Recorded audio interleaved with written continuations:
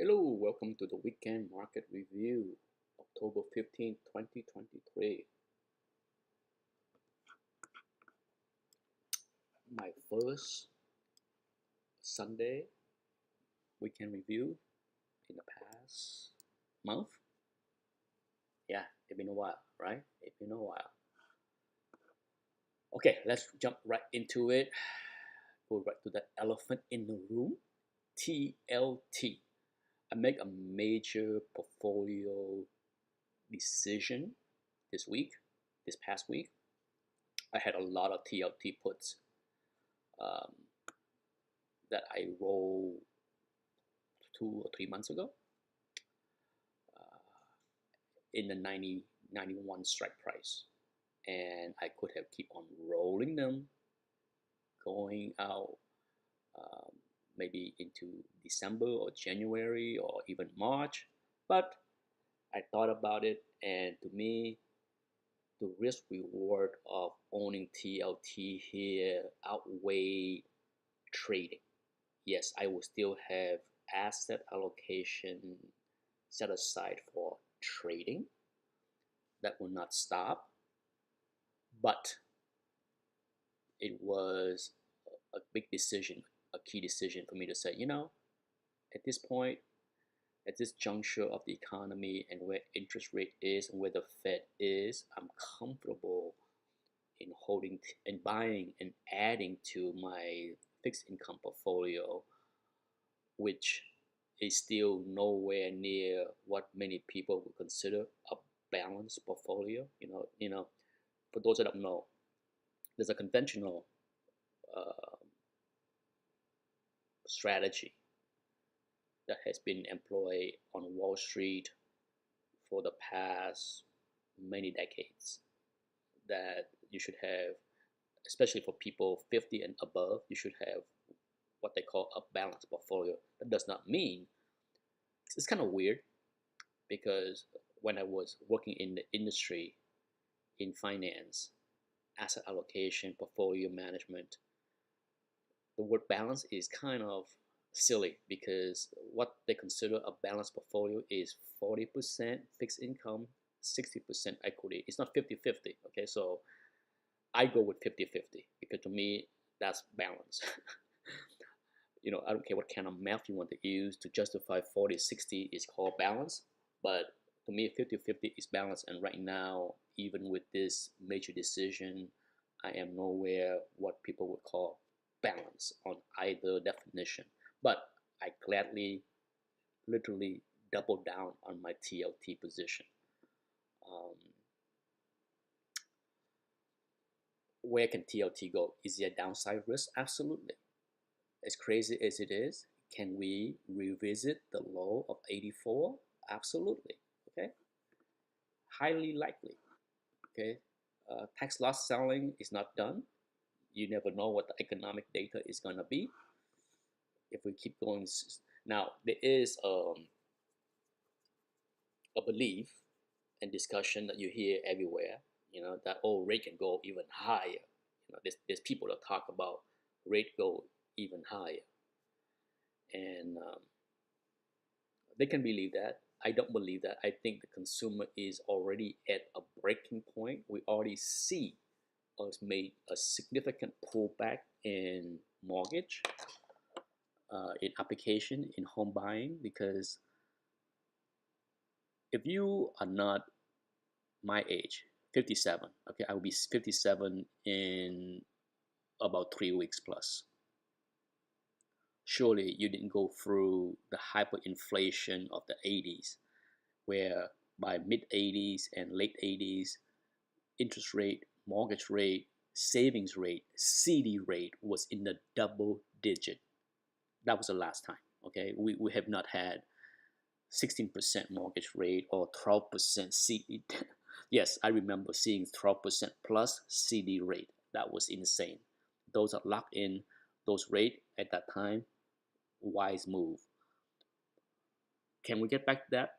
No, I can't imagine. Okay, I cannot imagine. I think we in for a very tough next 6 months because the consumer is locked in for a long time on very poor spending behaviors, and I think that's gonna change.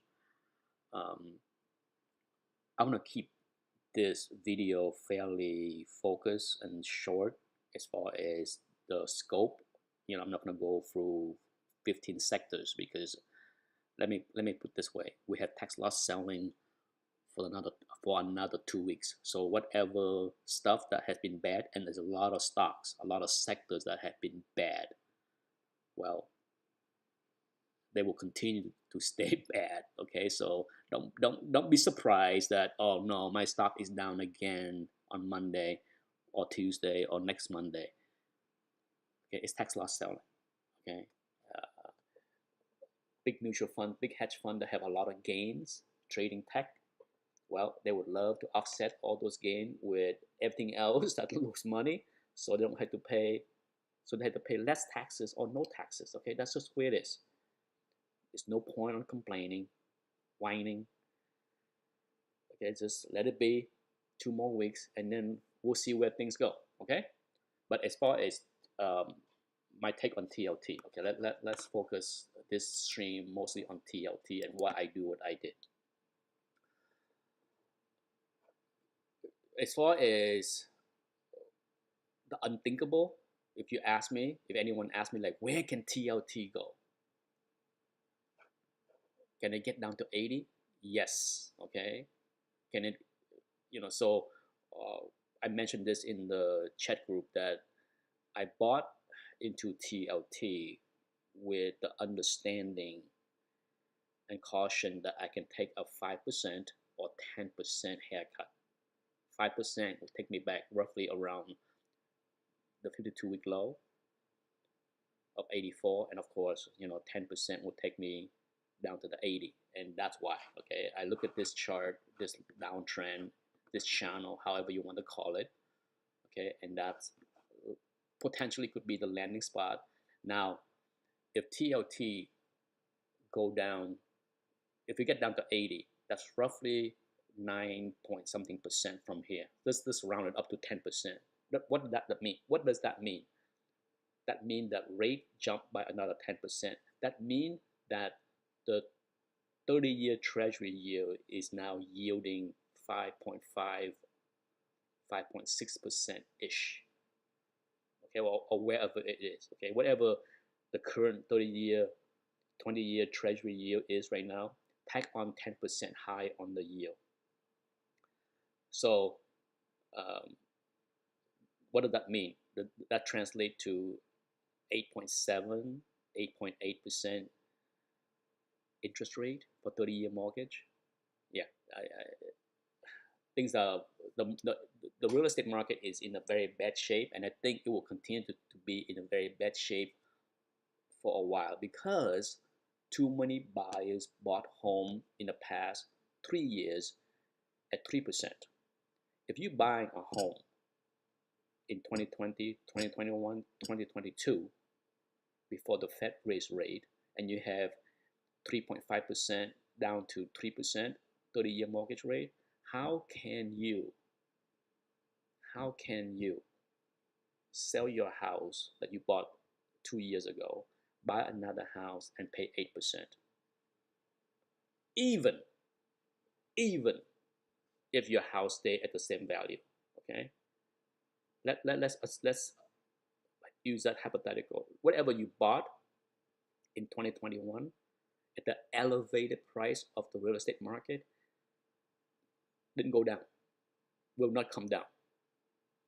But if your mortgage rate is 8.5% instead of 3.5%, your payment is going to be so much higher. So how can you sell your house without losing money, but take on another house and pay substantially more?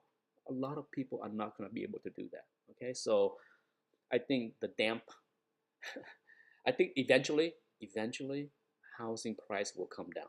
You cannot have a weak housing market regardless if supply is not crazy. We'll find out how supply is going to be once unemployment pick up. Okay, so that's the key. The key here is unemployment. No one is talking about a housing market crash. Why? Employment is good. That's why, you see all these headlines in the past few months. Housing market is resilient. Yeah, no one's losing jobs. Not enough people are losing jobs. Not enough high-paying people are losing jobs. So, guess what? There is no forced selling. Uh, it's silly to sit here and expect a housing market to crash when unemployment is not jumping, say, from 3.7% to 4.5%. Okay, if you don't have a million people out of work that make good money, that's high paying 6-digit job as a couple, as a family. I'm not talking about a single person making out 6 figures, but if you have a family of two with two decent income making 6 figures plus combined, if one person lose a job, it will put a strain on the affordability.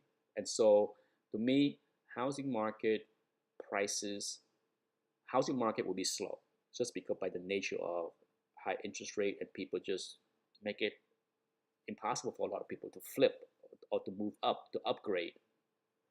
But until you have higher unemployment, until you see forced selling, I don't see a crash in prices. Okay, so for now, that's not a concern. Delinquency on credit cards, on auto loan, those will creep higher and higher and higher as job loss mount. That's just the nature of a recession. If you study enough recession, and this is my fourth recession since the 80s, it's always the same. Every recession is slightly different. Every recession is different in magnitude and duration. The only thing that's similar is, of course, the word recession. The, the thing that's always similar in every recession is what?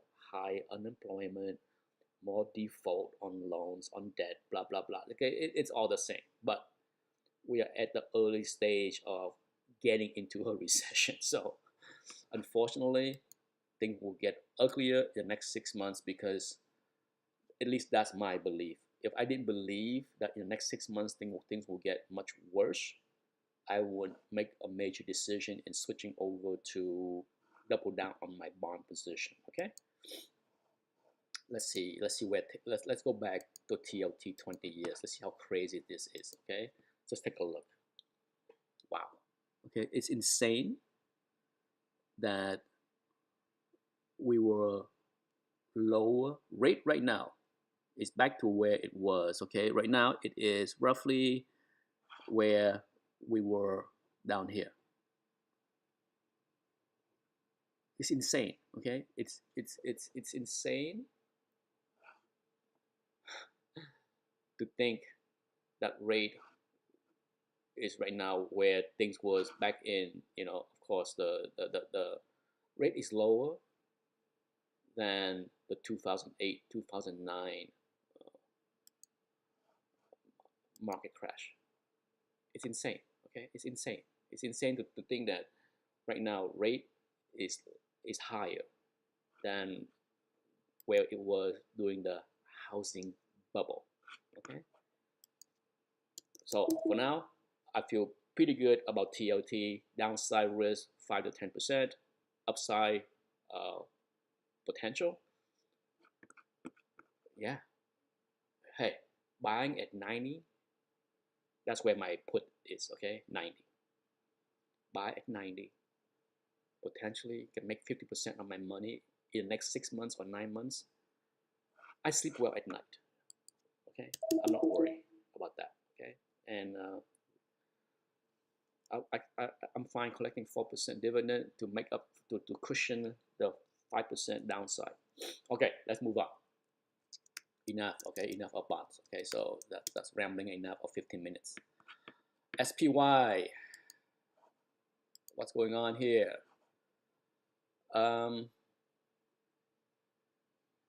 It's back to the channel low, right? It violated the channel for a week, back in, and now we're back. Okay, so to me, if TLT done going down, that mean that rate done going up. Depend on the economic data. Okay, if the economic data this week come out and it's tame, it's fall in line that the Fed can stop raising, and I think that then I think you can go long SPY at the channel low. Okay, so otherwise, if the economic data is bad, okay, by bad I mean too strong, then yeah, we can come down here and test the 200. So if you want to buy on a dip, I say wait down there. Okay, if you want to be bold, buy a little bit here with a tight stop and buy back down here. But yeah, this is tough. This is a very tough environment with all the economic data on a daily basis. DIA, okay. Same thing, you know. I mean, the chart pattern might be a little bit different, but when it comes down to it, economic data is going to rule the day. Okay, it's going to rule the day. QQQ, better, but similar to the SPY channel. Okay, it broke down. Not good. Okay, not good. It got back, but channel low become resistance. Once again, same thing here. Rates. It's all about rates. If TLT start to creep up, yield creeping down, I think you can see QQQ get back into the channel. Okay, so for now, I'm long a little bit. I sold some put spread that should expire worthless in the money, well, in profit for next Friday, but that's fine. For now, it's a watch. Now, the one sector that had been booming, okay, for those that follow me for the past 2 years, okay, I have spoke about this for the past 2+ years, and I was right in one, wrong on one. Well, for those that follow me for the past 2+ years, I said that in a tough economic environment, two sectors that hold up the best with the most predictable earning is consumer staples, food like Pepsi, Coke, and healthcare. Because a lot of people, because first of all, a lot of health insurance, people that get health insurance with the company, sure, unemployment might go up 1%, 2%, but that means that 98% of the people that was employed before the recession still have a job, still have coverage. So the predictability of many health insurance companies is very predictable, and that has been true. If you look at the UNH, banger, okay, banger. So if you bought, if you hold, congratulations. But I say it's time to go. Okay. Now the lagger, of course, is ELV, but this look dicey. Okay, the 200 MA looked like it was a selling spot for a while, and looked like it was a selling spot again, but still solid earning compared to many other charts. Hey, if you own anything but tech, I don't think you have much to complain, even if you bought ELV and it's down a little bit compared to many other positions. Now, Humana, for a long time, Humana was my favorite brand. For those that follow me, there was a time for the past many months I said Humana was the best one of the bunch, and it was.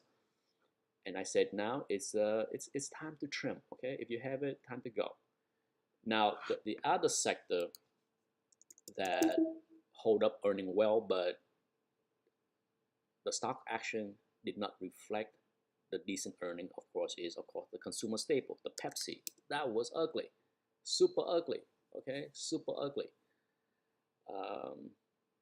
There's all kind of fear mongering about the weight loss drug, people cutting back on snacking, this and that. I already said my piece on this in the chat group, is that the drugs are expensive. A lot of people cannot afford these drugs. Okay, a lot. Okay, so yeah, would there be some people cutting back on snacking? Yeah, but unless you Elon Musk, that literally have no problem spending the same amount, getting the shot once a month for the rest of your life. A lot of people, they're gonna get the shot, they're gonna deal with the side effect of vomiting, diarrhea, blah blah blah. If you watch drug commercial on TV or on the internet, it's absolutely ridiculous on the side effect, right? If you see any commercial, the list of side effect often tell me, I'm gonna avoid it. Okay, I don't want it. I don't want any part of it. But so for those that can afford, but on the spectrum of be able to afford it, but not every month for the rest of their life, they likely take the shot, deal with the side effect for a month or two, lose 10 or 20 pounds, and then they're gonna go off the drug, and then they go off to binging bad habit because that's how humans are.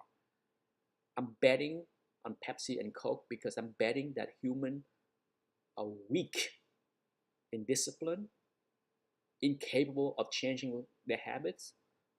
So no, unless you're told by the doctor you're gonna die. Just like consumer spending, unless you go to show up to work and your boss say, Johnny, please return to your desk, escort by security, clean up your desk, and security will escort you out the front door, and please hand over your key card and ID card so that you can't get back in the building. Until that happens, consumers are entrenched in their bad habits, just like eating. Okay, I don't think people is gonna say, oh, I'm gonna take the shot for 3 months, lose 20 pounds or 10 pounds, whatever it is, go off this drug because I don't want to spend $10,000, whatever cost crazy it is, and then I'm gonna stop eating. No, Pepsi for now said that they don't see any sign of cutting back. In fact, they raise guidance. So it is, but it is what it is. Okay. So yes, my thesis of decades past of tough times was correct. That these companies staples hold up earning well, but unfortunately, unlike the healthcare, the stock action is not. Okay, so not much to do, but take the pain. Coke, same thing, nothing there, bounce off the thing. Okay, but yeah, I think you just had to weather through the fear. Okay, McDonald's, same thing. Okay, people's gonna stop eating McDonald's, eat less. I hate to say it. Who do you think eat the most at McDonald's? The upper class that can afford the drugs? Seriously? Goodness gracious. CMG. Now, I've been watching CMG for quite some time. And well, before I went on vacation, of course, I didn't pay attention, but it filled the gap. Wow, okay? You're talking about a gap that was there and it was close. It came close. I was, if you follow me, I talk about, be patient, and then it filled the gap. And then it bounced. And then it violated the 200-day moving average, which it has done. It has done that before, okay? This is not the first time, not the second time, not the third time. So, but, yeah, this is getting dicey, okay? So I put an alert here. So for me, if I see this alert go off, then I will probably sell put spread in the 1600, okay? Maybe 16, maybe 1650, 1600. You got to use a pretty big spread, like at least $25. Okay, so maybe 1625, 1600 kind of thing down here. Okay, so yeah, it's ugly. Now, for those that don't know why CMG has been weak this past couple weeks, is there is viral social media complaint. Viral social media complaint that they're raising prices, or they have raised prices, and the portion is smaller. Okay, and to be honest, my son, our family, my son specifically love Chipotle. I don't care for Chipotle. To me, that's not Mexican food. Call it whatever you want. They use some Mexican spices in the food, but it's not Mexican food. It's a disgrace to call it a Mexican food. It's a disgrace. Okay, stop it. Call it healthy eating with Mexican spice, whatever it is, but no, it's not Mexican food. It's ridiculous. I would be insulted if I'm Mexican, but it's not up to me. I'm not Mexican. um, but we have not been to Chipotle in a few months because of the exact same reason. The portion are crappy, the food quality is crappy, the bathroom is dirty. Yes, let me repeat, the bathroom is filthy. So no, I'm not a big fan. We have not been to Chipotle in at least 2 months, if not 3 months. So yeah, no dice there. Okay, so let's go to a sector that I have been adding still. Of course, is DGX. I'm down. I'm up to, not down. I'm down, of course, in this position, but I'm up to 1/3 of my holding that I had way back here. Okay, going back 3 years. Okay, going back 3 years. I trade DGX many times over the past 3 years. At this point here, I had 300 shares. Okay, a little bit more than 300. So it was big. It was a fairly decent position for me here at this point. And of course, I trim, and then I trade. Okay, so at this point right now, I have 100 shares to be exactly one. So I'm small. Uh, if this channel, which I haven't changed color yet, if this channel, I'm gonna put an alert right here to alert me that so there could be further breakdown. Okay, the tax loss selling. Okay, so there's no need to rush. Channel low. Okay, there you go. So that's why I only have 100 share and not add more. I mean, sure, I nibble, I add, okay. But to me, if I see down there, then I might double down, go from 100 to 200, may even triple down to go for 300. But I like DGX here. Um, the demographic of the consumer benefit diagnostic company. I like it. It's right now. If it visit channel low, it basically returned to the level prior to the pandemic. Sure, this was pandemic booming testing. Okay, and over the past year and a half, this stock has given up all that gain because less people test. That was temporary. Okay, this was a temporary boost, and basically, as I mentioned in the chat group, as of last quarter, they finally got to a point where you don't the chance of you seeing in an earning report that we had to guide down because less people test for COVID and year-over-year comparison. No, I think for the first time last quarter, I feel that we are near the bottom or at the bottom. So that I'm just like going forward, it's gonna back to organic growth from the demographic breakdown of the population. As people get older, they need to get tests, all kind of different tests. I know I do. So that's the play. Okay, DGX. I don't need to talk about other med device company because they all have major tax loss beatdown, from Edward Science to Abbott to yeah, it's ugly. No need to visit that because I've been saying, unfortunately, it doesn't matter if more people get surgery. Right now, it's all about tax loss. All right, let's talk about tech. NVIDIA. I am mostly out of NVIDIA because I fear a breakdown. Okay, I talk about this shoulder, head, shoulder. Okay, so you got shoulder, head, and it's rolling over. So it can roll. It can roll. It can roll. So depend on what it's doing here. Okay. Would I nibble back what I sold? What I sold 470, 475, and I had a stop at 460. Do I regret getting stopped out at 460? No. Did I buy back? Yes, I did. I bought a little back at 455, but I have ordered in to nibble a little bit more at 438, very little, okay? But to me, the bigger buy would be down in the 405 range. That's where the shoulder, head, shoulder will form. If that's the case, if it come down,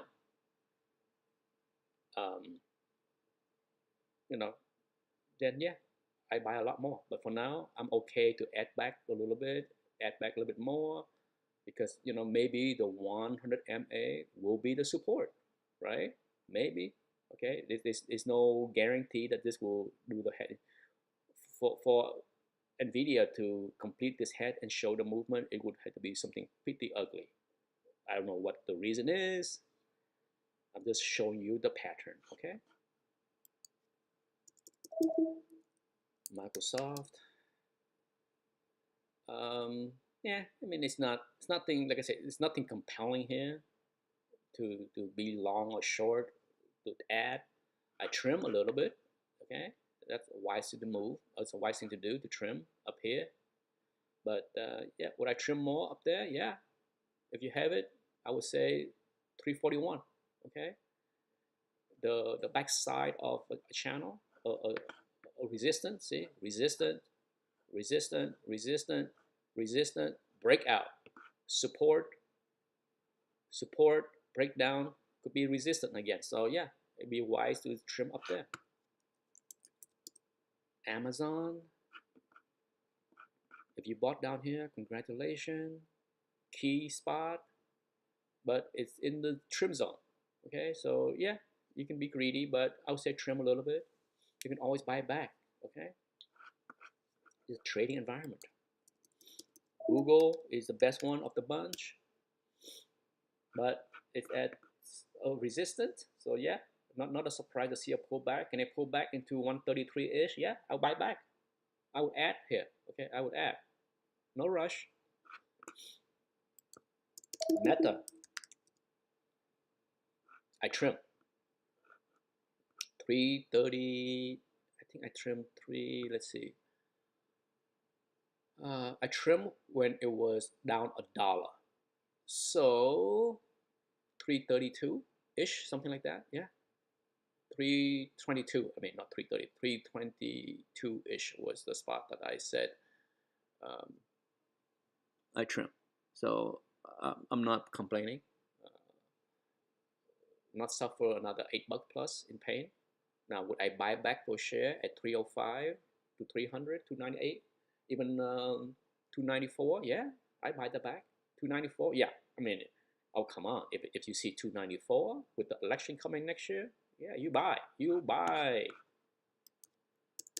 All right, let's touch on banks. Oof.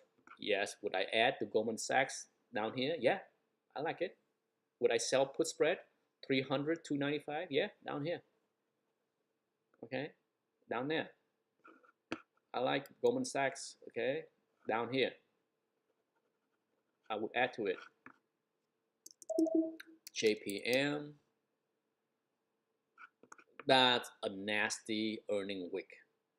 Okay, when you have good earning and you have this kind of a week, yeah, that's not a pretty sight. Just take a look. When the last time you see JPM with that kind of week on earning, right? So that's not good. So I don't have anything. Well, I had some put spread that I sold on this dip down here, so that's fine. But if you bought on a dip, hopefully you're smart enough to get out. You know the old saying, you know, my one of my rule is that if earning come out pre-market and it pop, please sell. Say, look, at the just sell the pop, okay? Don't be greedy. Yeah. Sure, if you sell the pop on pre-market, you might not have got this, but if you somehow forgot to sell pre-market and you get this first, literally the first half an hour. See, look, at 9:53 was the beginning of the pain. And if you miss that and you're not too greedy, you have your order in at 150-ish, you still got out. So yeah, I mean, it's don't be greedy, be disciplined. KRE. Ooh, now this one is getting into interesting zone. Okay, now I said for a long time that I have no intention to buy KRE unless I see 42, but I didn't buy. I sold put spread at 41 and 40. Okay, so I have put spread in the money for next week, for this Friday. I mean, two of them, one at 41 and one at 40. So I might let one. Okay, I sold 300 shares of KRE on this move, and I would love to buy them back down here. Like I said, I talk about tax loss selling, but I think the risk reward, sure, can we go down 10% from here? Yes, there is a 10% risk, okay, or even lower. But I don't think so. I think at 40, can you go down to 36-ish? Yeah, but long term, I think there's a 15-20% gain. So the risk reward balance out where I feel that you can get a twice the upside. Okay, twice the upside. Heck, look, if I get back to 48, you already get, if you get, yeah, there's a 20% upside there. So if you want to even use this 34 low as your potential downside, then it's 50-50, right? Equal amount on the upside and basically equal amount on the downside ish. Well, no, still more. Okay, you get $8 up, $6 down. Okay, $5 down. So trust me, I like the odds here to let at least one of those put assign at either 41 or 40. That's fine with me. Okay. Let's end this on defense. Lockheed Martin. It was painful, I'm sure, for those like me that have Lockheed Martin, that trade Lockheed Martin all year. Yeah, it was ugly. It was super ugly, but not much you can do. But death and dying, war. That being said, I have a sell order in at 445. Okay, I'm watching it closely. Right. For sure, 457 would be the all out. Okay, I'm not gonna complain on taking the rest of my share out up there at the 2-day moving average. Okay, so yeah, I'll make money on my share, not a lot, but it was a hell of a lot better compared to when it was down here. Now the one that I'm most bullish on is Raytheon. What I like about Raytheon is, sure, if you look at this, okay, 20 MA seller was out in force. What happened? Okay, let me talk about the psychology of the market. You have this gap down. Okay, you get this gap down. There's a lot of people that didn't sell, okay, on this gap down. And then they got a little bit hopeful. Okay, sure. For the next couple of days, you have people that say, get me out. Thank God I didn't sell at 81, but I take 87. I take, whatever the high of the gap down day was, so get me out. And it absorbed that, and there was a little bit of hope. And then basically that's what you got. And then you get the 20 MA being being resistant. And I talk about this during this time when it was hugging the 20 MA. I talk about just wait for the news, okay? Because if the news is bad on the recall of the jet engine, it could be worse. And sure enough, bang, okay? And it was, at this point, to me, this was not tax loss selling.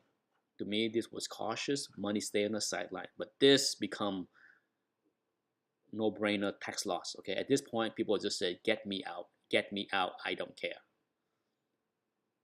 And then it bounced on, of course, Israel and Hamas, okay? And the fact that it absorbs, so when you get into, see, look, when they get into the 20 MA, you have 20 MA seller, short, you name it, they come in, okay? And to me, this was a bullish move that it got back to the 20 MA and it can absorb sellers there. So I think if it can keep staying above the 20 MA, it can go sideways for a while, but I think we can get back to 80 between now and Christmas. I really do. I think filling the gap is not, not impossible. It's all depend on, earnings. And who knows, they might get a big order for more Patriot missile, blah, blah, blah, whatever it is that they sell to Israel. Okay, so I like it. I said this is going to be the last sector, but let's talk about oil. How can I forget about oil? Let's end on oil instead. All right, so if you have USO, of course, it's time to trim, right? It filled the gap, hit the 20 MA, it's trim time. Would I buy the dip? Yeah, I would buy the dip. Okay, would I buy the dip at the 50 MA? Basically lining up perfectly with the gap down. Yeah, gap up. I mean, when it's gap up, is a gap, right? So there's a gap. So yeah, if you want to buy USO on the dip, maybe 76.6 ish, right? Yeah, but keep in mind, recession equal bad energy. Okay, so just because I'm bullish short term on oil does not mean that I think, you know, it's an easy trade. No, it's the opposite trade of my TLT trade, because if we have a recession, oil will crash. It is that simple. Okay, if you haven't heard what I said before, oil will crash in a recession. It always has. Okay, so don't be stupid and think that we can have high oil and recession is trashing this country. No, it doesn't work that way. So right now it's a short-term move. Same thing with CVX, which I like. I bought on the dip. I would buy more on the dip for sure. Of course, I bought the dip on ExxonMobil. I will buy the dip. Anything below 107, yeah, I add. Okay, I add on these days here. Luckily, I came back from vacation fast enough in time to buy the dip on Exxon. So I like it because it's a trade. Okay, I'm short-term bullish on Exxon, Chevron, USO, but make no mistake. If my midterm / long-term thesis is we are heading into a recession, albeit a year behind schedule, I thought if you asked me a year ago, I would have predicted we're in a recession already in the summer. But nope, now we have to wait till next summer. Anyhow, enough rambling for the day, for the week. Thank you for watching. Keep your eyes on the econ data because it is all about the econ data. The market move on econ data and bonds. Okay, corporate earning doesn't matter. We already know. Okay, Pepsi, JPM, good earning, get trash. UNH, the opposite. Have a good week.